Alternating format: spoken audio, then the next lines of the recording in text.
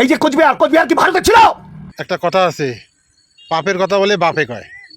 তো এই দেখো, যা যা কুচবিহারের মহারাজার বিরুদ্ধে কথা কইছেন, যা যা কুচবিহারের ইতিহাস সম্পর্কে ভুল ব্যাখ্যা দেওয়ার চেষ্টা করছেন, না জানিয়ে অজান্তে যে কথাগুলো কইছেন, এটা যদিও খুব দুঃখজনক, কিন্তু তোমার এইটা কায় দেখো একবার, অরিজিনাল কথাগুলো কি কয় সেগুলো একটু শোনো।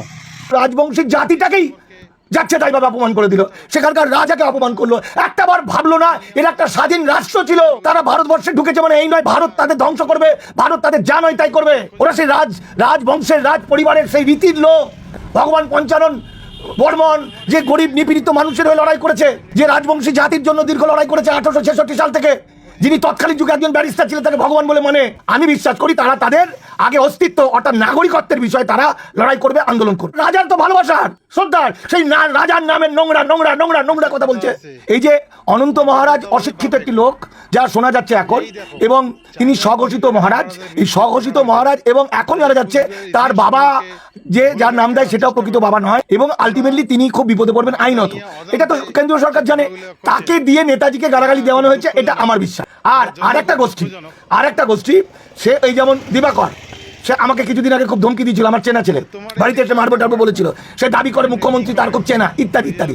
দিবাকর আবার হলো বজরং দলের। দিবাকর লেগে গেছে অনন্ত মহারাজের বিরুদ্ধে, অনন্ত মহারাজের বিরুদ্ধে সে মিছিল করছে, মিটিং করছে, তাকে তাড়াতে হবে, সে বেনাগরিক ইত্যাদি ইত্যাদি। বাংলা কি পদ্ধতিতে বাংলাকে ফুটুডুম করা যাবে বলতো? ওদের একটা কৌশল হচ্ছে যে একটা দাঙ্গা পরিস্থিতি তৈরি করে দিতে, কিছু ছেলেকে দিয়ে তার মধ্যে ধরেছে এখন বজরং দলের ওই ইউটিউবার এই ছেলেটাকে, দিবাকরকে দিয়ে। এও মূর্খ, এও কিছু জানে না, লেখাপড়া কিছুই জানে না। দিবাকর আচ্ছা অনন্ত মহারাজের বিরুদ্ধে তুই বললি ঠিক আছে, সবাই মেনে নিল, কিন্তু তুই কার বিরুদ্ধে বলছিস? এই যে কোচবিহার কি ভারতে ছিল? কোচবিহার একটা স্বাধীন দেশ, স্বাধীন। ভারত সরকার কোচবিহারকে রিকোয়েস্ট করে, অথবা কোচবিহারের রাজা ভারতের সঙ্গে সৌজন্যমূলকভাবে বলেছে ঠিক আছে আমরা একসঙ্গে দেশ করবো, ইউনিয়ন অফ ভারত। তাহলে কোচবিহারের যা কিছু সব পাল্টে দেবো, ইউসিসিতে পাল্টে দেবো। 1949 সালের যেদিন এগ্রিমেন্ট হয়েছে তার আগের দলিল না থাকলে তাদের বেনাগরিক করবো। তারা যে দাবিটা তুলেছিল সেই দাবিটা কেউ মানেনি। দাবিটা কি ছিল? কোচবিহার আরে ভাই একটা স্বাধীন দেশ থেকে সেটা পরিণত হয়ে গেল একটা জেলাতে। একটা স্বাধীন দেশ, সে কিছু একটা রাজ্যের দাবি করেছিল, এটা তো সংবিধানগত ভাবে। তাহলে সেই দাবিটাকেও না মানতে পারে। তাহলে এখন সেই সব কোনো কথা না বলে দিবাকর সেন্টিমেন্টটা নিয়ে নিল অনন্ত মহারাজ এবং নেতাজি বিরুদ্ধে বলার ফলে, নেতাজি আমাদের আবেগ বাঙালি, ওর মুখ দিয়ে অশিক্ষিত মূর্খ লোকটার মুখ দিয়ে কিছু বলিয়ে নিয়ে বিজেপি কি করলো, যেটা দিবাকরকে দিয়ে বজরং দিয়ে ওই মানে ওদের যেটা ভগবান হচ্ছে অ্যাডভোকেট ভগবান পঞ্চানন বর্মন। আচ্ছা সরাসরি পঞ্চানন বর্মন না বললেও ওখানকার যে রাজা তার বংশ, সেটা তো শ্রদ্ধা, তাদের আবেগ, তাদের ভালোবাসা।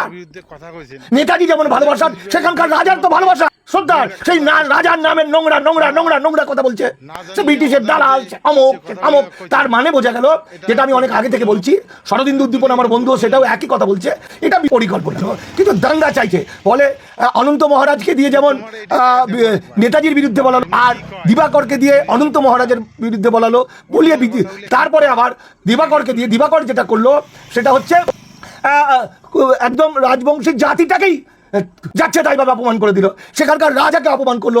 একটা বার ভাবলো না এর একটা স্বাধীন রাষ্ট্র ছিল, তারা ভারতবর্ষে ঢুকেছে মানে এই নয় ভারত তাদের ধ্বংস করবে, ভারত তাদের যা নয় তাই করবে। ওরা সেই রাজবংশের রাজ পরিবারের সেই রীতির লোক। ভগবান পঞ্চানন বর্মন যে গরিব নিপীড়িত মানুষের হয়ে লড়াই করেছে, যে রাজবংশী জাতির জন্য দীর্ঘ লড়াই করেছে 1866 সাল থেকে, যিনি তৎকালীন যুগে একজন ব্যারিস্টার ছিলেন, তাকে ভগবান বলে মানে। রাজবংশীরা ধরে ফেলবে, এবং তারা সচেতন হয়ে আমি বিশ্বাস করি তারা তাদের আগে অস্তিত্ব অর্থাৎ নাগরিকত্বের বিষয়ে তারা লড়াই করবে, আন্দোলন করবে।